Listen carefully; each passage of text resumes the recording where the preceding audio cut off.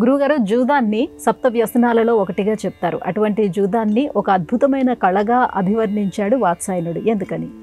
వెలది జూదంబు పానంబు వేట, పలుకు ప్రల్లదనము, దండంబు పరుసుదనము, సొమ్ము నిష్ప్రయోజముగా వమ్ము సేత అనెడు సప్త వ్యసనముల జనదు తగులా అని తిక్కన సోమయాజి భారతంలో తెలియజేశాడు.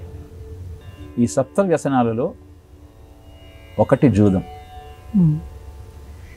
64 కళల గురించి ప్రస్తావన చేస్తూ వాత్సాయనుడు మేష కుక్కుట లావుక యుద్ధాన్ని, ద్యూతాన్ని, ఆకర్షక క్రీడను తెలియజేశారు.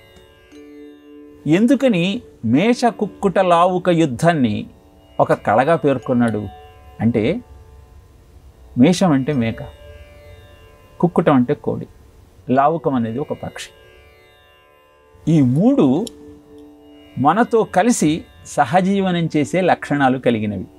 మేకతో, కోడితో, పక్షితో స్నేహం చేసేటువంటి సాంప్రదాయము మన ఇళ్లలో మనకు కనపడుతుంది.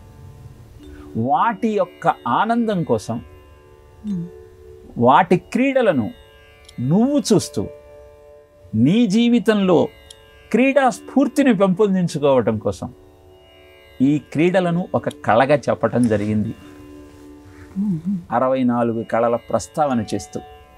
కానీ దురదృష్టవశాత్తు ఆ మూడు ఈరోజు పెద్ద వ్యసనాలై జూదానికి దారితీస్తూ ఉన్నాయి.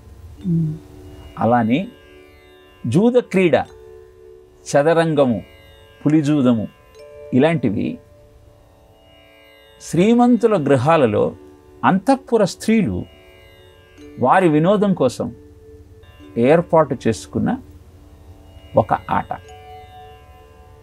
కానీ కాలక్రమాన అది అంతఃపురం దాటి పురవీధులలో, నడి బజారులలో అనేకమైన రూపాలలో తాండవిస్తూ ఉన్నది.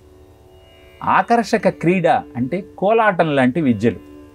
ఈ కోలాటంలో జడ కోలాటం లాంటి అద్భుతమైన విద్య, విన్యాసం చాలా ఆనందాన్ని కలిగిస్తుంది.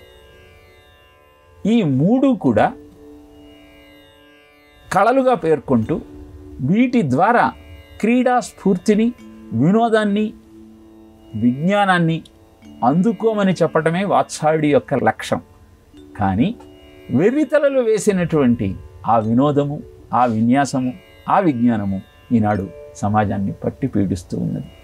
తెలుసుకొని వాటికి దూరంగా జీవితాన్ని గడుపుతూ జీవితాన్ని ధన్యం చేసుకునే ప్రయత్నం చేద్దాం.